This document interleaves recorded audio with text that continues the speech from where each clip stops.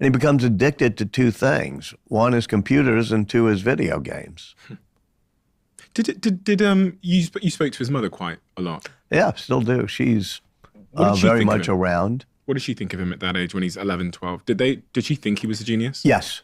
She, for better or worse, was not a doting mother, was not somebody hovering all the time, but was, when Elon was 5 or 6 years old, she decided he was a genius and used to fight with the schools when the schools would sometimes say, he's not doing well in school, and he'd be distracted. He's always looking out of the window and staring blankly.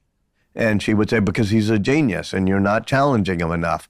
And I think she still feels he's a genius.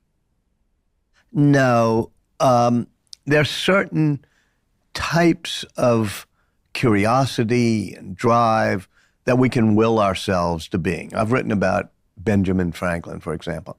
Benjamin Franklin was very wise, but he's probably not the smartest of the founders. And I don't mean that in a disparaging way, but you have Hamilton and Jefferson and people who are really brilliant.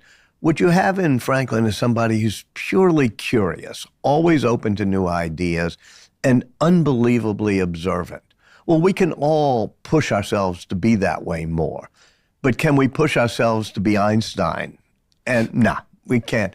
And for Musk, he has a certain intensity that I think that even if you drank 50 cups of coffee and, you put an electric volt prod in the back of your head, that focus and maniacal intensity and sense of urgency is something that's not instilled in most of us.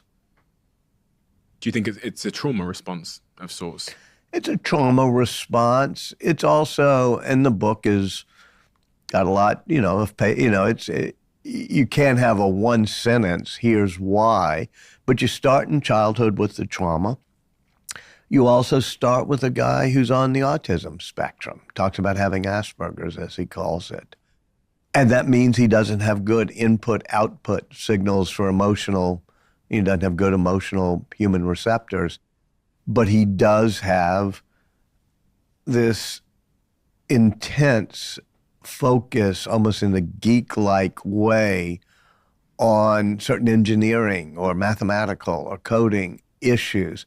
I think everything from his hardwiring to his childhood and upbringing help make somebody who's addicted to turmoil, who has a maniacal intensity of focus, and also has multiple personality mood swings. He ends up leaving South Africa and studies physics and business at the same time.